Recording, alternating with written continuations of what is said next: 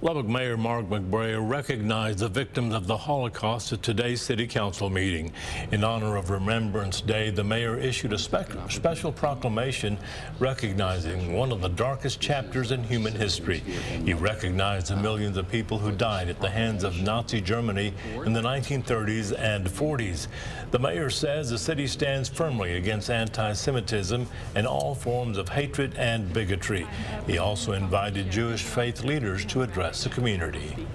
The threat of anti-Semitism never goes away. It's always ready to raise its ugly head time and time again.